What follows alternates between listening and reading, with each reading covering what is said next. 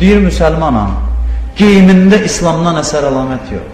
Çörəyində, yeməyində İslamdan əsər əlamət yox. Danışığında, duruşunda, yol getməyində, davranışında, ailəsi ilə rəftarında, insanlarla rəftarda hamısı başqa mədəniyyətin qoxusu gəlir. Heç İslamdan, Qurandan əsər əlamət yox. Peyğəmbər qiyamətdə bunlardan şikayət edəcək. O insanlar ki, müsəlman adını üstünə götürmüşdü, amma həyatında İslamdan əsər əlamət yox idi. Namaz vaxtıdır, azan verilir, azan vaxtı möminlə kafirin fərqi bilinir. Hədis var ki, namaz möminlə kafirin fərqidir. O adam ki, müsəlmandır, azan vaxtı azan veriləndə gedir namazında dayanır, Allahın huzurunda dayanır. Kafir də etinasız, bu da dayanır, bu da etinasız. Bu da öz işi ilə məşğuldur.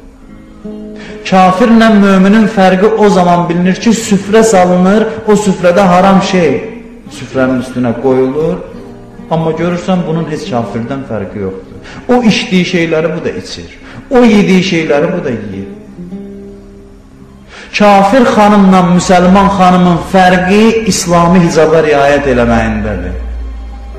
Hicab Allahın neymətidir xanımlara, Allahın rəhmətidir xanımlara.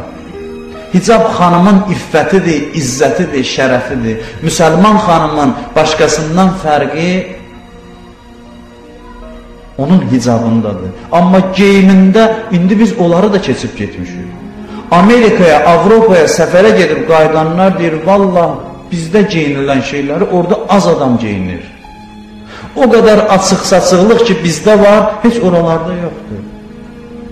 Onlar o yolun səhvliyini başa düşüb indi qayıdırlar, biz isə hələ soyunmağa tərəf gedirik.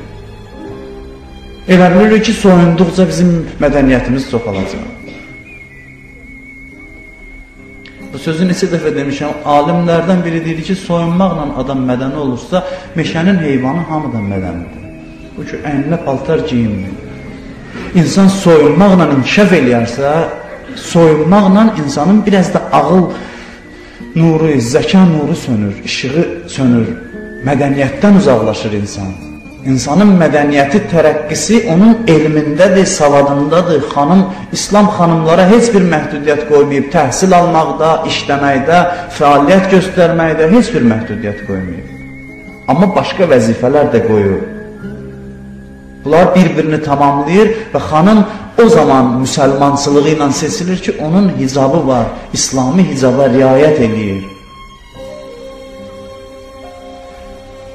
Bu baxımdan Peyğəmbər şikayət eləyəcək ümmətinin o hissəsindən ki, deyirdilər biz müsəlmanıq, amma əməllərində İslamdan əsər əlamət yox idi.